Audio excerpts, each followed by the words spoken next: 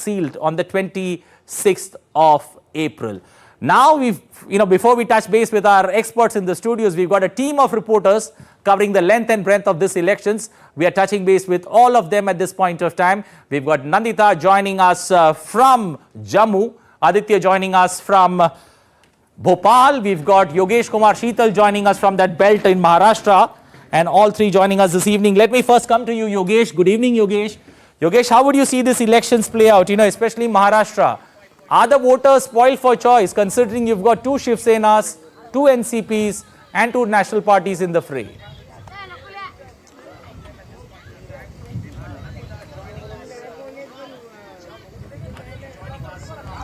A very good evening, Anil. You have rightly underlined the key point, basically the split between the Shiv Sena and NCP. That is going to play a very significant role in this election, especially in these regions. There are 8 seats, 5 seats in Vidarbha region, that is Akola, Buldhana, Amravati, Yavatmal and Wardha.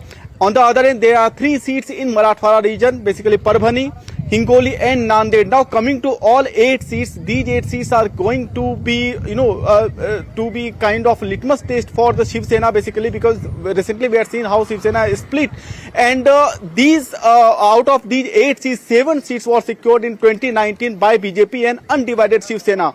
This is the time when Shiv Sena, we know Shiv Sena has been divided into Shiv Sena Old, Shiv Sena UBT and Shiv Sena led by Eknath Shinde. Now the only seat that was not won by the NDA, which was combination of BJP and undivided Shiv Sena, was the Amravati seat, where this time Navneet Rana is contesting on BJP nomination. Earlier in 2019, she contested this seat as an independent candidate. So apart from this factor, there are multiple other factors, like we have recently seen that how in Nanded, Shankarrao Chauhan, the bastion of basically Congress party, since Ashok Chauhan shifted to BJP, the entire political landscape has changed accordingly. So this is also, it remains to be seen that how interesting this election is going to be witnessed, basically, because Maharashtra is also lined up for the assembly election at the end of this year. So definitely the result will also show the strength of all the parties, basically the Shiv Sena, both Shiv Sena and both NCPs. NCP led by Sharad Chandra Pawar and NCP led by Ajit Pawar. Apart from this, coming to other issues, basically the agenda, basically in these regions, we know the agrarian issues are already there, but apart from that, rail infrastructure, road infrastructure, other development projects like Vande Bharat train and also farmer related schemes that are also going around the corner. At the same time, sympathy is also going to play a key role, because what we have realized where we roamed across the various constituencies, what we are given to understand that there are sentiments that will definitely play some role in some of the constituencies, and the silent wave of sympathy can fragment the entire thing. And also one important, before I conclude, see the Vanchit Bahujan Aghadi led by Prakash Ambedkar, they are contesting on total 40 seats out of 48 seats in Maharashtra. In these 8 seats, there are 7 seats where their candidates are already fielded, and it will definitely be playing a big role, because in 2019 Prakash Ambedkar had contested on 2 seats, one Akola and one Solapur, and he lost both the seats. At the same time, he also ensured that even Congress candidates could not secure their victory. So we can see it can be predicted that the fragmentation of the votes can also play a very decisive role in all these seats. Over to you, Anil. Okay, thank you. Thank you, Yogesh, there for joining us. Let me shift focus to our correspondent Nandita joining us from Jammu. Nandita, quick thought, especially on the challenge that the candidate in Jammu and Kashmir, in Jammu faces, Jugal Kishore Sharma, two-time MP. What's the mood there on the ground? You are there on the ground. Give us a sense of what we can anticipate.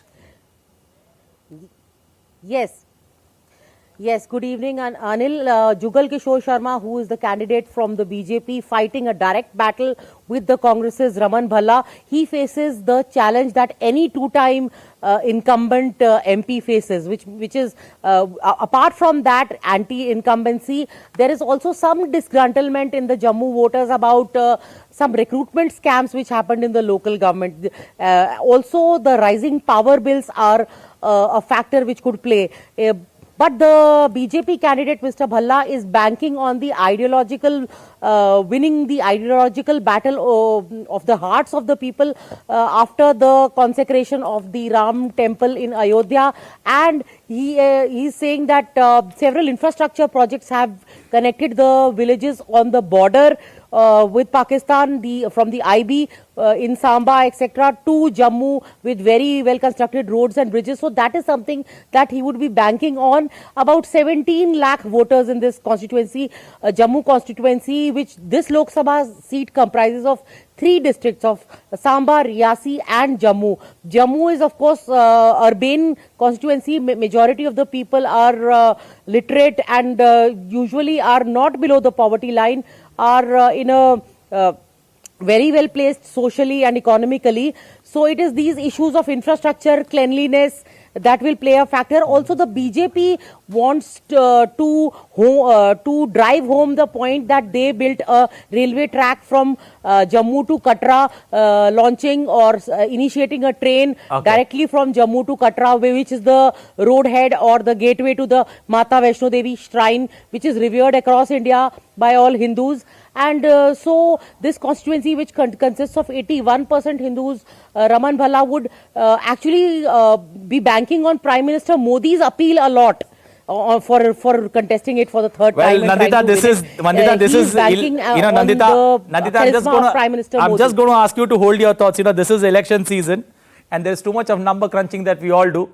I think the Raman Bhalla is the Congress candidate there in the election fray, and Jugal Kishore Sharma is the BJP candidate from Jammu. Well, an interesting battle on the cards there in Jammu. Let's shift focus to Rajasthan, where after this particular phase, the elections would be over in the state. And Vishal has been there, in this hot summer covering elections for us. Vishal, good evening. Vishal, give us a sense, as Rajasthan's poll battle ends, and, this particular election coming close to the heels of the assembly elections, how was the fervor and how was the enthusiasm, especially when it comes to the big election, the parliamentary elections of India?